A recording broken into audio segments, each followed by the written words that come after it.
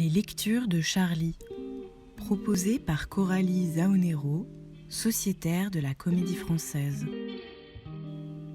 Une enquête de Charlie menée par Sigolène Vincent. Marseille veut sa dose de chloroquine. Micro-trottoir dans la queue du dépistage.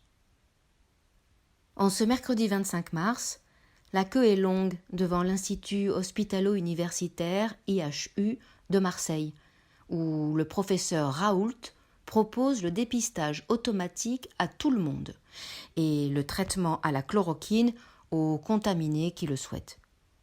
Les uns et les autres se scrutent, piétinant des gants et des masques abandonnés sur le trottoir. Le vêtement le plus répandu est le jogging, comme si chacun portait sur soi son confinement.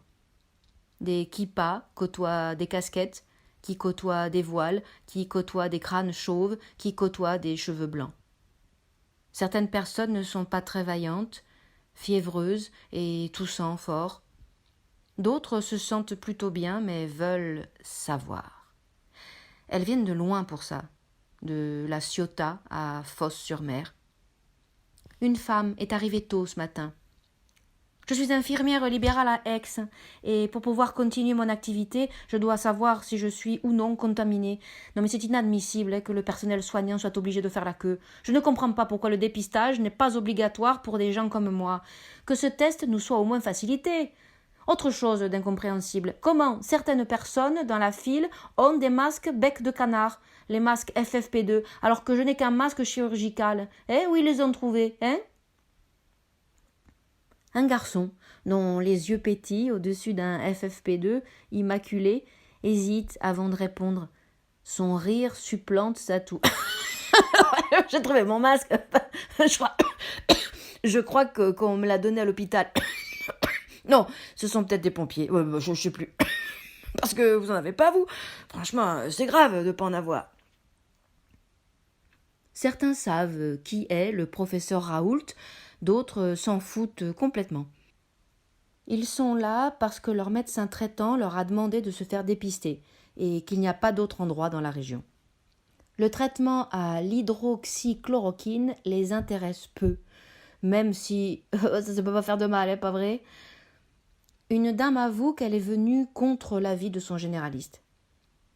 Il est opposé au dépistage, mais il me dit que j'ai tous les symptômes.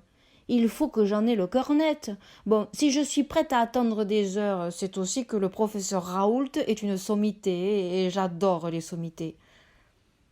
C'est vrai, il a fait des découvertes majeures, et beaucoup lui font confiance.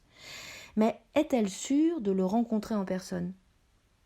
Un homme, venu de Bandol, trouve qu'il a bien raison d'avoir quitté le conseil scientifique. Perdu pour perdu, je préfère m'en remettre à lui qu'à quelqu'un d'autre. Moi, j'ai été un des premiers malades. Bon, pas déclaré, Ouais, le 24 février, j'avais très mal à la tête et des difficultés à respirer. Mais mon médecin, il n'a pas pensé au Covid-19 parce que j'avais été ni en Chine ni en Italie. Alors que c'était ça, j'en suis sûre. Et cette nuit, bam, j'ai replongé. Ma charge virale, c'est tout ce que je cherche à connaître. Bon, la première fois, je m'en suis sortie comme un grand avec du paracétamol. Aujourd'hui, je veux plus combattre seul. Oh non, j'ai trop souffert. Un prêtre remonte la file, la soutane ondulant à chacun de ses pas. Il porte un masque, peut-être un FFP1, et se frictionne les mains avec une solution hydroalcoolique. Un vieux monsieur soliloque derrière un masque de bricolage. C'est Dieu qui nous punit. On a des voitures, de l'argent, à boire et à manger, alors on l'a oublié. Il suffirait qu'on pense à lui le matin en se levant et le soir en se couchant, et la peste serait éradiquée. Il est dans la queue, mais ne la fait pas. Non, je suis juste venu prendre le pouls du monde. Merci à Coralie Zaonero pour la lecture et à vous pour l'écoute. Rendez-vous sur charliehebdo.fr pour en découvrir d'autres.